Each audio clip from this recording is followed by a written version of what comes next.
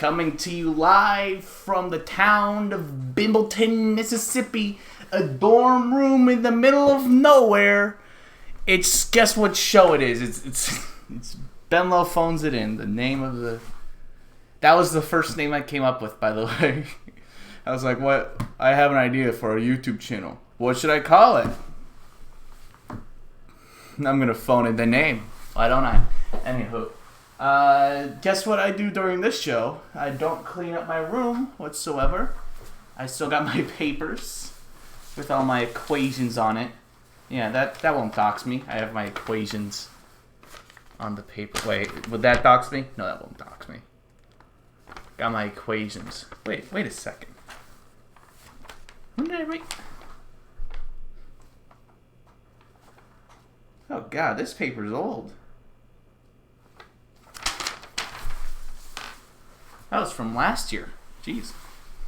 Anywho, this is the show where I don't do anything of any note, and I phone it in. And you notice that I have some books here. This is the topic of today's video, believe it or not. This is going to be a very laid-back and unedited experience, by the way, and if you're not into that, then don't watch. I don't expect anybody to watch, if I'm going to be honest. Anywho, I'm going to talk about books, because I'm going to tell you guys a story, and then I'm going to review, like, a couple books, 2 of them to be specific, and then a half review of this one, because I'm still reading it, and then no review of this one, because I haven't read it yet. I just bought it because it looks nice, and I will read it. And the pages are white. Like, look at how white these pages are. I mean, the camera's a little orangey, but like compared to like other pages, like these pages are not as white. Also, that's my bookmark. It's just a piece of paper. Look, yeah, look. I just noticed that, like, just a couple minutes before shooting, I noticed how I'm obsessed with how white these pages are. It's absurd. It's absurd. Was that a design choice by Hank Green, the author of the book and general savant, or was that just an accident? Did he just let that happen? How do you let a book have such white pages? Are you telling me that we have had the technology for white pages and we refuse to use it for so many books? I don't know. Anywho, I just got into reading.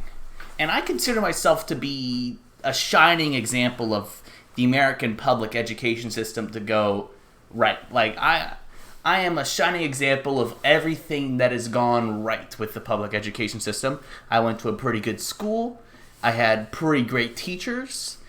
I clicked with a lot of my subjects almost instantly. It's annoying. Dare worked for me. Like, that's how much it worked. The moment I went to Dare in like the 5th grade, I stopped smoking crack that day. That day I stopped smoking crack in 5th grade. Anywho, but the one way in which the public education system in America has failed me is English, like language arts, and it's not against the teachers. I think it's against the way the class is taught in general, because it teaches you the same things over and over and over again, expecting different results, like that guy from Far Cry 3 or that guy from World War II.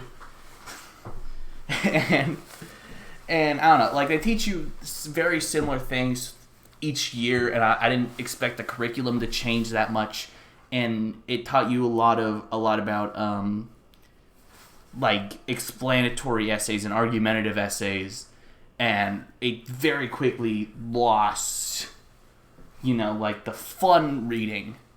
And even when it tried to teach you fun reading and like what that was about, I never wanted to read these books. Like one of my favorite books that I'd read during these classes was Frankenstein, and Frankenstein is a pretty great book.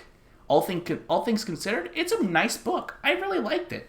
Thing is, I didn't want to read that book. Why would I want to read that book? It's school. School's not fun unless you're taking math, in which school is definitely fun. Anywho, so after 12th grade, I decided to not read, not take any English classes because I didn't have to. And because I didn't have to take any English classes, I didn't have to read books. So I didn't read books. And in college, I didn't read books. But then in college, during a little bit ago, guess what happened? Guess what changed? The whole thing, didn't it? No editing whatsoever. If you edit this, I swear to God, I'm not talking to you, I'm talking to me in the future. Just saw the Adam Project. Maybe I'll do a review of that later. This is what this channel's for. Reviews and written scripts and improvised scripts. Or I guess not improvised scripts. I'm not even going to watch this video, by the way. Anywho, I picked up... Hold on, I have a story, actually.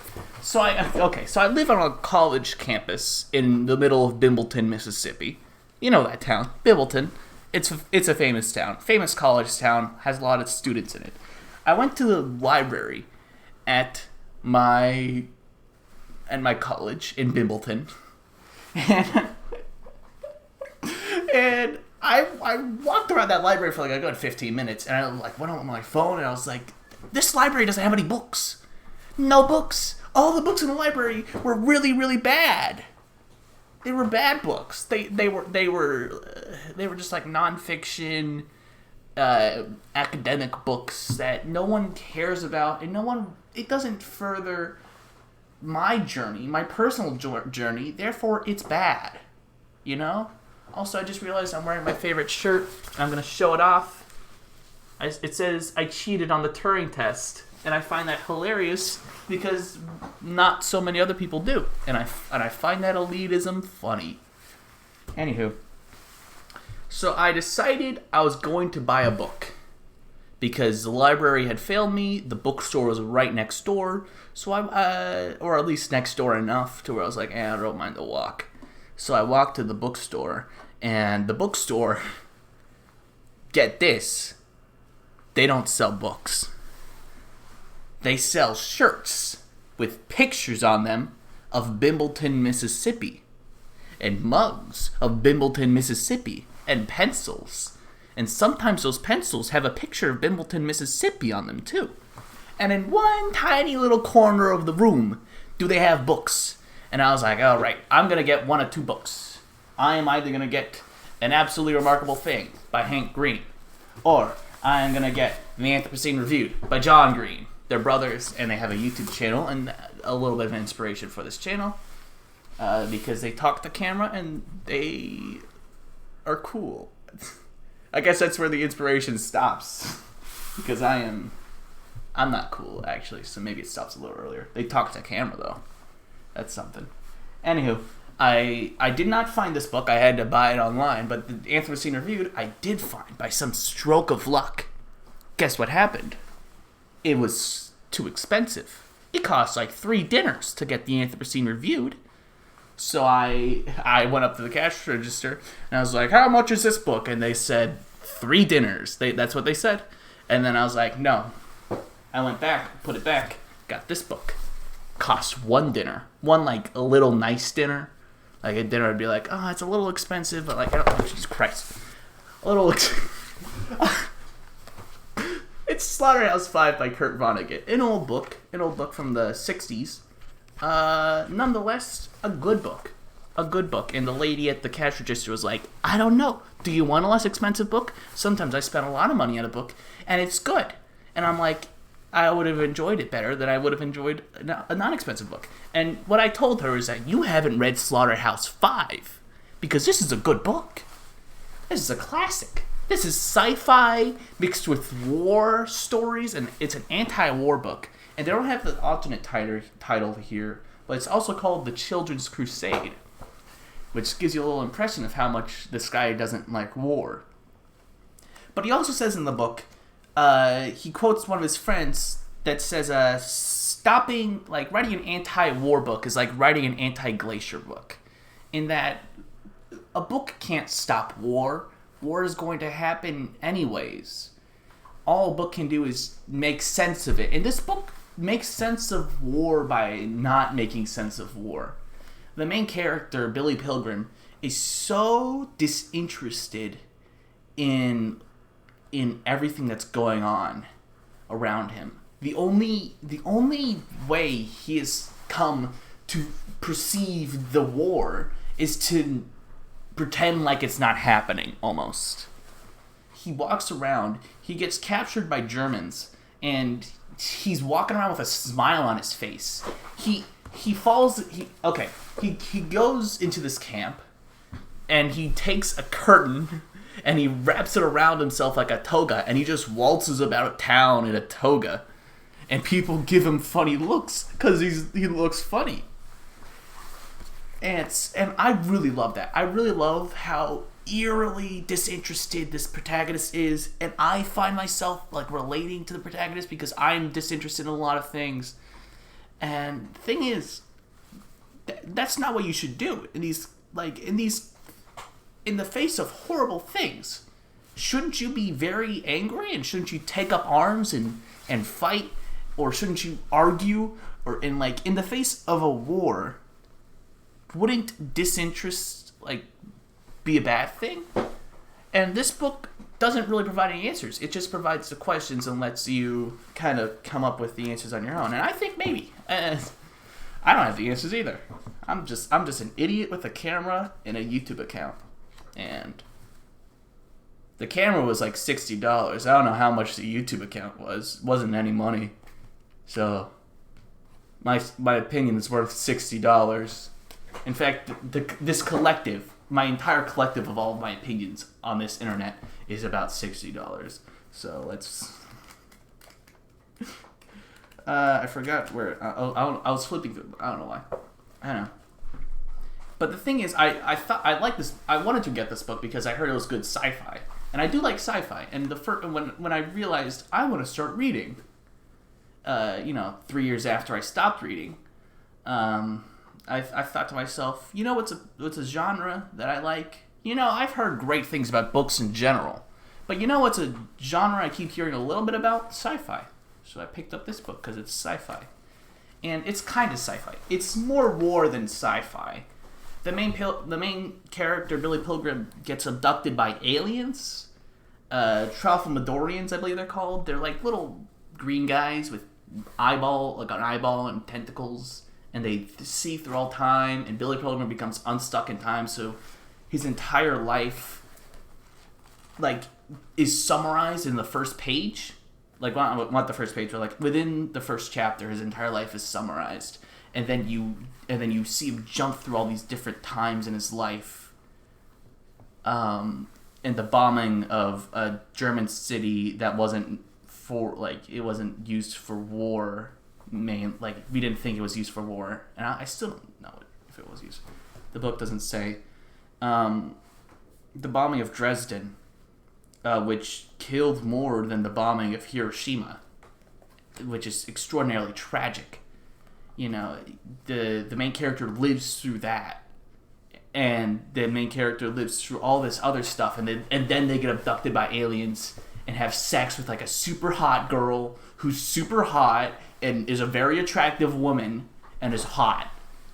And she has boobs like a woman. I don't know what I was talking about. I'm phoning it in as per the title. Anywho, I don't know. It's very disconnected. So at one point you see him in the zoo, in the animal zoo, in the alien zoo, that's what it was. In the alien zoo on a different planet. And then he jumps back in time to his war days, and then he jumps to when he was an eye doctor, and then he jumps back and forth to all these different times in his life. And in that way, the book is sort of like one of the fictional books within it. The Tralfamadorians, the aliens, because they're unstuck from time, they have these books that are just a series of words, and that when they all come together, they show a story, but the story doesn't really have a time. It's just a series of mini stories that, when all put together, create this beautiful thing. And that's what this book is. It's the only human readable version of this alien literature, because it has a bunch of small separated stories from Billy Pilgrim's life, and when you get to the end, you will have experienced something complete, a complete story. And nothing good happens in the book, and nothing really bad happens in the book, besides the good things that happen in the book and the bad things that happen in the book. The main character walks around not really processing any of the information that they're seeing, and therefore we don't really process it that well either. And the shape of its story is a line, as Kurt Vonnegut would say, and I really like it. I don't know. Good book. Anyways, that was the first book I read, and it was a doozy, and I really loved it. And then I went back to the bookstore, and I was like, okay, $30 now versus $30 a week ago? And I bought this book. And it's the Anthropocene Review by John Green. And when I tell people I read the Anthropocene Review by John Green, they ask me one of two things. One, what the hell is the Anthropocene? The Anthropocene is a geological age in which humans have deeply affected the Earth. And what's John Green? He's the guy who wrote A Fault in Our Stars. And he's a guy on YouTube, and he does a lot of cool things with his brother Hank on YouTube. So that's why I got this book, because it's YouTube. It's his first nonfiction book. And people tell me, oh, it's a deep book. Like, it's called The Anthropocene, and I don't know what that word means. Therefore, it must be a very deep and complex read. No, it's very simple, actually. It's a bunch of silly little essays about the world and about how humans affect the world. It has a bunch of little cool, nice little bits and pieces. He reviews songs. He reviews scratch and sniff stickers. The Hall of Presidents at Disney. He reviews some guy's performance during a football match. I should probably say his name is Jersey Dudek. And he did really well during that one football game. Football is like soccer, but like, call it football. I call it football and American football. Like a jerk. Anyways, my desk is messy. Anywho, some of the essays are very silly. Some of the essays are very heartfelt, but all of them really connect to John Green and his experiences in the world. And I find that really interesting.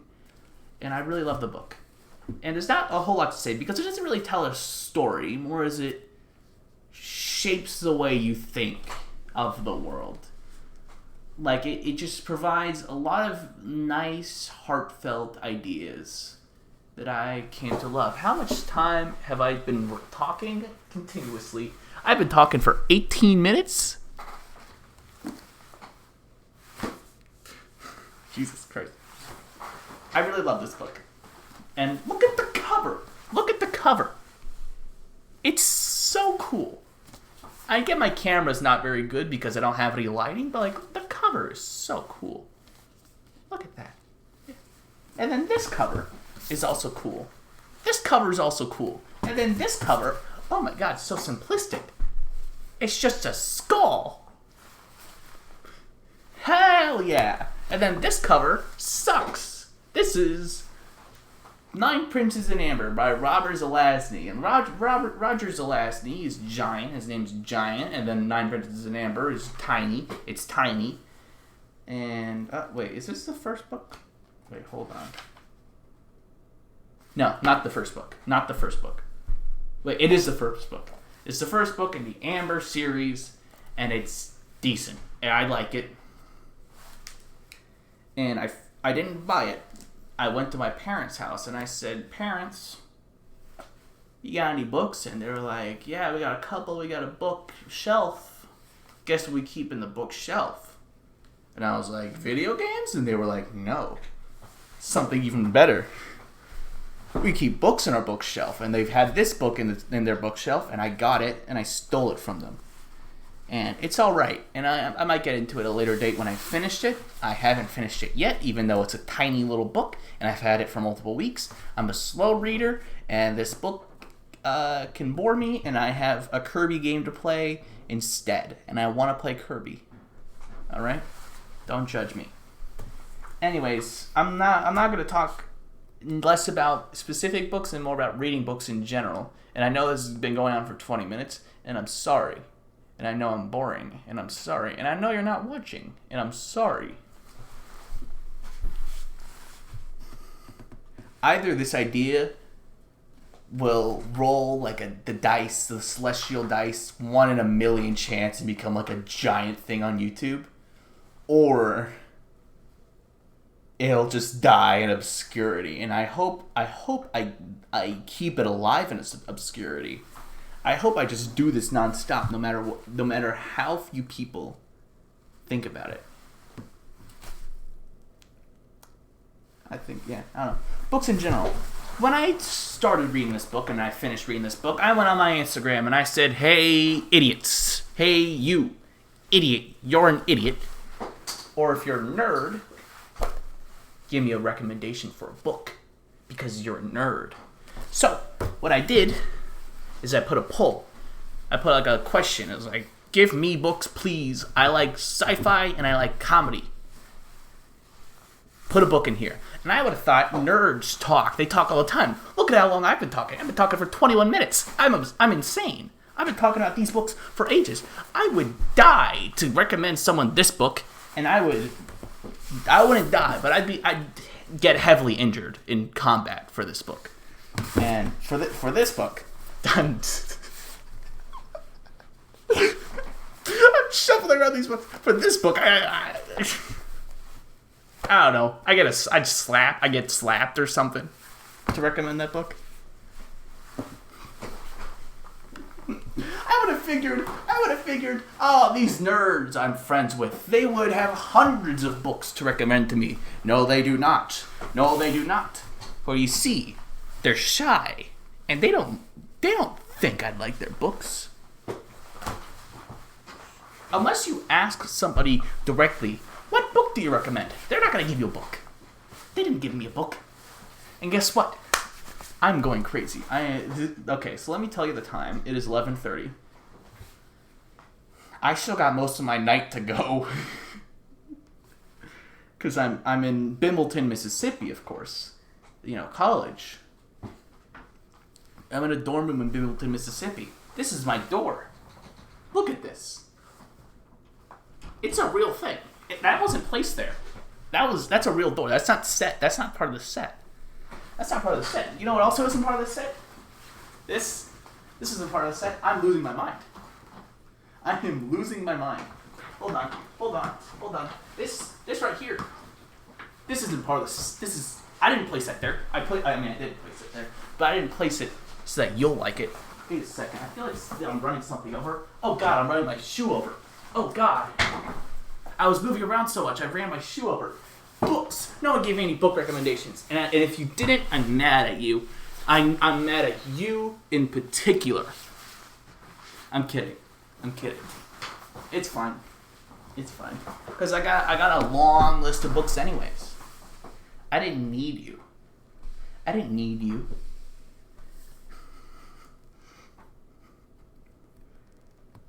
I feel like when people are going to see this video, which they're not, they're going to think I'm crazy.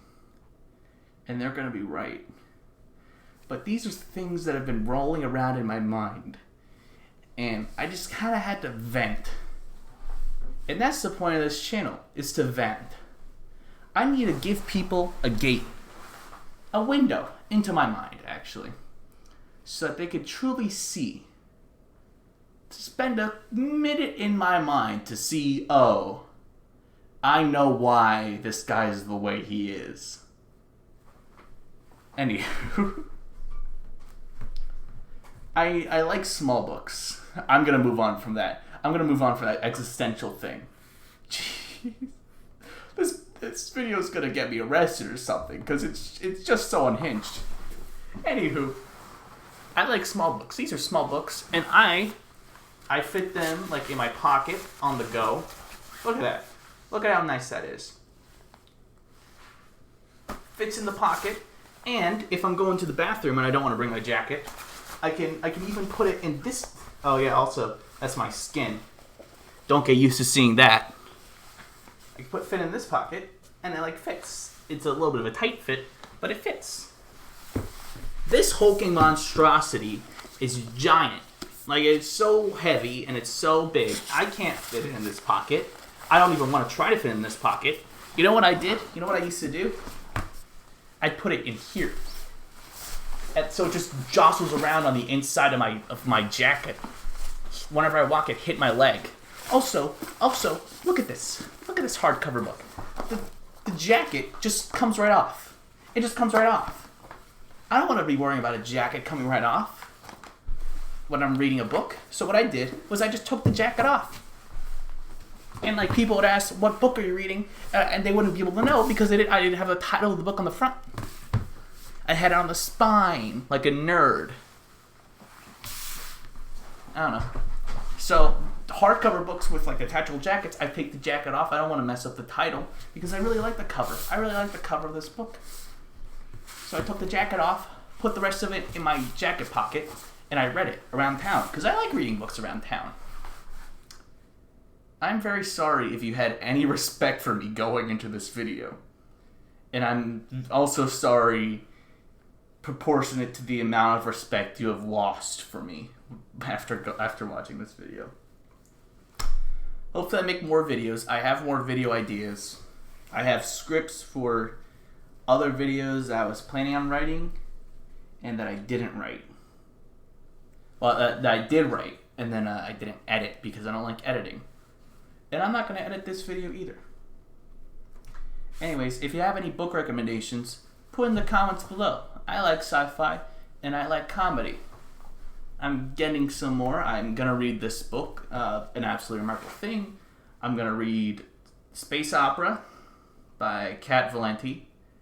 There's this book I saw called This Is How You Lose the Time War, which I think might be interesting. Project Hail Mary is going to be a long read, but I've heard many great things about it. Yeah, so follow me on this journey. I'm going to review video games. I'm going to review movies, maybe talk about TV shows. And then whenever I finish this book, I might even talk about that. And videos might be 2 minutes long. They might be 40 minutes long. They might be exactly 28 minutes long. I'm going to sit here for another 15 seconds so I can get that exact number. I want to see you guys in the next video, and if you don't, it's not like you watched this video.